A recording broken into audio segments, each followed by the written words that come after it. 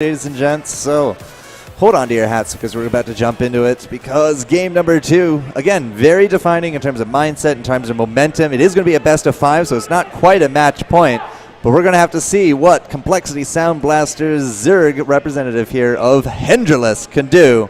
If you guys think you can take this, give a cheer for this Zerg, because I would love to see a win for Hendreless. There we go. There we go. The cheers coming out, but you know, on the other side of the stage and the map, we have our Terran player up 1-0 in this best of 5. It is from Root Gaming. It is MaSa. I think there were more cheers for Henry. Well, I mean, it was very importantly pointed out in the pre-match chat that actually more ladies are sitting near Henry. So yeah. I don't know. I don't know if that gives him superpowers or anything or not. But Hendrelisk and Massive, you know, again, our top 2 seeds basically from Toronto. Of course, there's going to be a few fans out there. And, you know, now that the lights actually turned off, it looks like a few more chairs actually filled up. So it's good to see the live audience here at Anime North. Yep. And, of course, again, we are here live from Anime North in the Sheraton Hotel if you are interested. There's not too many games left to go, but there are other games in terms of such as League of Legends, Street Fighter, Ultimate Marvel vs. Capcom. A lot of stuff still left here at Anime North. So if you're interested, you can come on by. 801 Dixon Road is where we're at. I'm a little surprised you actually knew the address. And that you didn't include Super Smash Brothers in that. Well, Super Smash Brothers finished already, so You can still play it over there. that's true. The gaming section of Anime North. I meant more on the stage, though. Well, we're going to definitely have some League of Legends a little bit later, so if you guys are League fans out there, you're going to want to show up a little bit later. I believe that starts around 8, but we got to get through this StarCraft first. So, Polar Knight, I see Reapers again. Yeah. Makes me all warm and fuzzy inside. Polar Knight, there is just not a lot of ledges, but just one very big ledge going all the way around the main base that you can jump in from the natural from. So Reaper is definitely very effective on this map, although, again, Hendrelisk, he's very experienced with Reapers. He can deal with them pretty easily. We saw that in the last game. I think we lost a Queen and a few Zerglings. I'm not actually sure that MaSa was able to take home any of these drones with that early harass. And, well, speaking of that harass, it's about to commence. That first Reaper is going to be on its way. Now, we don't have any kind of cheese going down here, but, of course, Hendreless, don't think he really expected to see any either. Nice rotating there, Endersword. Definitely appreciated. Yeah, hitting those insert and delete keys, so pro. Number 1. Or was it insert and home? I don't know. I changed my observer. You don't even know. Do you play this game? No, I changed my hotkeys, and I've had them changed for 2 years, so I don't know what the default ones are anymore. So as I said, the harass will commence. Reapers are going to get in there and just try to be annoying. Nice save right there from Henry. Yep, and going to be taking aim at another drone. Not going to be able to get it, though, as the Zerglings do pop out here. Metabolic boost a lot earlier this time around. Oh, will he get that drone? Yeah, yes, he will. That's 2. 2 drones, 2 kills. Reapers still recruit. You know, if I kill 2 people on the battlefield, I would hope to get promoted. Yep, well, StarCraft's a much different ballgame than real life war. Yeah, I suppose. They also got jetpacks. I mean, how cool is that? Yeah, but they don't have legs that they can use. So they're cripples. Big deal. Yeah, Big I deal. guess. Whatever. I would prefer a jetpack over legs. So the Queen going to take a little bit of harass going forward. Probably shouldn't chase it like that, but back at home again, you know, MaSa just doing his thing. Command center, factory. We're probably going to see some Hellion harass added to a few more Reapers. Yeah. And then on top of that, we're going to see, amazing, a starport. Yeah. Right now, it looks like he actually was making 2 command centers there, as a third one is on the way. Is he going to go greedy? Possibly. Well, I mean, usually after the Hellion harass, we're going to see that third. He uses it for the wall, gets the orbital, uses the mule until he can actually, you know, safely deploy it, because usually by then he has a very solid production suite at his disposal. No wall quite yet here, though, and that's going to be SCV for free. Yeah, it's going to be the first pickup here from Hendreless. Yep.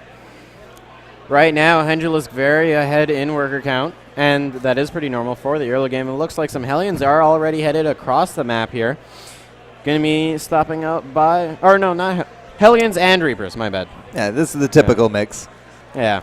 Roachwarren going to be on the way here and trying to set up that Seo Zerg wall that we're all used to here in the StarCraft 2 scene. Right now, going to be collecting those Hellions. Probably going to at least start with 3 if he does want to attack now, but probably safer to start attacking when he has at least 5 to 6 Hellions. Now, we have been seeing a little bit of a mix-up here with MaSa because going into today, as I said, he's been using Hellbats. We saw that very heavy in the semifinals because he had a bye in the quarters, and we actually saw a few Hellbats last round as well. So, I mean, he might go into that. You never know. Possibly. Right now, those Hellions and Reapers going to go straight into the mineral line. There's only 2 Queens here. A lot of drones are getting roasted. If you came for anime, well, guess what? You're also getting a barbecue with it. Right now, those Hellions and Reapers, they're going to head up straight into the main base. Got to get those Queens out, away from them, and there's a lot of drones here. They can get them for free. 16 killed so far. More going to get killed as well. And right now, MaSa just dealt so much damage. You are kidding me. 20 friggin' workers out of that push. That's almost half of the worker count from Hendril is now gone. That's going to be a massive boon here to MaSa, but it looks like we actually had a counterattack. Yeah. Probably not going to be able to deal as much damage there as MaSa was, though. Well, believe it or not, it actually came out pretty equal. So maybe that's why it actually worked out so well, because we had that counterattack going on. Yeah. So it's actually really not that bad a position because Hendrillus gets the supply deep. Is actually going to be much farther ahead in terms of the workers. In fact, he has Roaches now moving across the side. He also has those Zerglings working at that front base. So that's a second base that's not mining. But, you know, MaSa, he's prepared for this. He has Widow Mines on the ramp already, so if anything tries heading into that main, not only will there be supply depots blocking their path, but there will be missiles fired at it very quickly. and there it goes. Yeah. Nice pickups there. That's actually going to clean up the Zerg army. But, you know, I don't actually think Hendrillus really needed to do that. If he could have just stayed at this natural with those Lings and with those Roaches, I think, just stopping it from mining while you have yourself a 3-base advantage, I think that would have actually paid off much better. Yeah. Right now, looks like we do have the 3rd base underway already. 2 evolution chambers going to be on the way, as well as a Baneling Nest, so probably going to be heading into the Muling Bane. Yeah, because you know that this wall is going to be going down. The Widow Mines are there. We do have that 3rd command center ready to go, so it can just come on over whenever it's ready. Or MaSa can actually start floating that out for a 3rd base and just trying to recoup some of these minerals that both sides are down. But because both sides lost, more or less 20 workers apiece, our mid games are definitely going to be delayed from both sides. Yeah, right now we got a little bit of a peculiar positioning here over in the center of the map by the Xilnaga Tower. One Marine going to go push away the Overlord that was dropping creep over by the potential 4th. And right now, Hendrillus and MaSa, they're just going to be macroing right now. They can't really afford to do too many big pushes.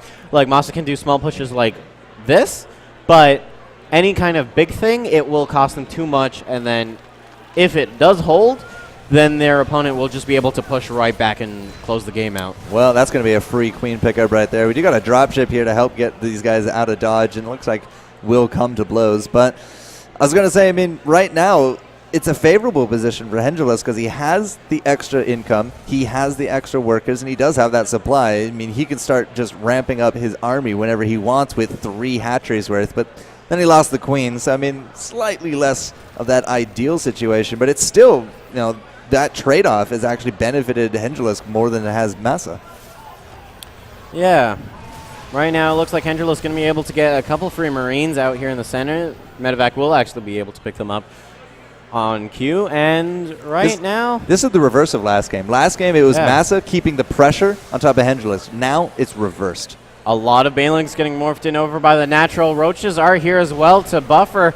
And right now, there is a tank on the high ground, though, and it's going to be able to clean up a lot. But... a lot of bio already dead. A lot of wasted Banelings there on that one Marauder, though. But the good news, the good pickup there is those triple mules. Yeah, a lot of mules did die there, as well as a couple SCVs. So not all bad. And right now, the wall, it got thrown down, but that was because MaSa needs to get out of his natural base. Was able to deal some damage, and that is the good news. Yeah, that high ground tank, man. Yeah, the bad news is he lost a lot of it himself because of that high ground tank. Yeah, the army supply is actually almost equalized out of that one. Yeah. Now, we still have the worker advantage going through here for Hendrillus. So, again, looking at the mineral counts, because of that wasted energy and those wasted mules, MaSa did lose out quite a bit of income because of it. So, That Widow Mine still gets the shot off, kills a lot of Zerglings. The Overseer here only able to do so much, and the Medevac's just going to pick right back up again. Triple Mule's down. Yeah. But we don't really have a push here this time from Hendulus, so they will survive. 4th base up, though. So again, more larvae to the fold, more possibilities for drones. You see, actually, Hendulus droning up a little bit harder. There's 77 workers and counting. Yep. And we got a Spire coming, dude. Yeah. You know, I was about to say that he's been sticking on hatchery tech for quite a while. Good to see that he is getting the Spire out. He's going to be upgrading, but, you know, it's kind of difficult when you're on similar army supplies. As a Zerg, if you're on layer tech or lower, you're going to have a much harder time dealing with it because of the fact that Zerg units are just, in general, weaker. Right? Yep. That is the whole point of the fact that you can get stuff out quicker, the fact that you can get a lot more out quicker. Look at that drop. Oh, this drop. Going to be able to get a queen. Two get queens. Some 2 queens. Yep. Drones and even some Zerglings. Not going to be able to get that layered, though. I don't think so. It's going to be able to deal damage, but it's not going to take it out. Well, I mean, this is where MaSa kind of shines. He's splitting up those armies. He's doing multiple things at once, trying to go there for, the 3rd? Yeah, I suppose the 3rd. Yeah. But that natural hit actually did quite a bit of damage. Yeah, and you know, just like MaSa, he may be doing a lot of things all at once, but Hendulus doing the same as well. I'm looking at his screen right now, and just a lot going on, definitely showing that he's not lacking in mechanics. I guess I never thought to just look over and see what he's doing. But, yeah, the screens are whirling around. The APM is definitely high with these two. In terms of the supply going back and forth, again, very similar. Armies, the army values are actually just fluctuating very heavily between the two of them, but they are about even. And this is an interesting thing. We haven't really seen MaSa do this quite, that much, but he is starting to leapfrog forward with these tanks, and he's also splitting them out. These splits are amazing. Those Banes are not really going to be the most effective that you've ever seen, but I still think Hendulus might actually be able to break the tanks, but I'm not sure he can break the line. Yep, right now MaSa still has a superior force in terms of head-to-head, and right now going to be able to push Hendulus back a bit, but does get some reinforcements. Going to go for a 2nd round, is he? Nope, going to have to pull back. Waiting for more reinforcements, probably a smarter choice, as he does have Mulisks out, or not out, coming out right about now. So with the +1 flyer attacks as well, very good to just wait up, get a much larger force, and right now he is leading in army supply. Which is, again, just going to be great news there for Complexity Sound Blaster because, again, weaker units, as you said, from the Zerg. Yeah. That's kind of, the trifecta here. Zerg, lots of units, but weak. On Terran, kind of like the mix, and then, of course, Protoss, fewer units, but much bulkier. And, of course, you will have ways to deal with it regardless. Hendul's actually maxed out now. Yeah, right now. Hendulus, he's going to be setting up his 5th base over on the back corner there. Going to be taking out the ice. And right now, on 4 bases already, going to be getting up 1 more. And this map is, this is why I say it's Zerg favorite. It's so easy to get up to 5 bases as a Zerg if there's not too much aggression being thrown at you. And surprisingly for MaSa, there hasn't been a lot. Hendulus has been shutting it down pretty quickly, and then there's been a lot of lull time between them. Well, again, I'm just going to attribute it back to the worker trade. I mean, 20 each. But at the time, Hendulus still had a much higher base, and he was able to, basically just trade that out. That really did hurt out, again, that earlier production there for MaSa, because he not only lost the workers, but he also lost out that mining time at the natural, and which kind of, again, delayed his late game setup. So I would definitely say the late game setup is ready to go, but leapfrogging tanks takes time to get across this map. Yeah, Polar Knight, a very large map. And right now, 3-3 is going to be on the way for MaSa, but Hendulus only getting +2 ground carapace and +2 flyer attacks out right now. Not too many attack upgrades. We do have the infestation pit going down, so the hive will be coming out soon for Hendulus here.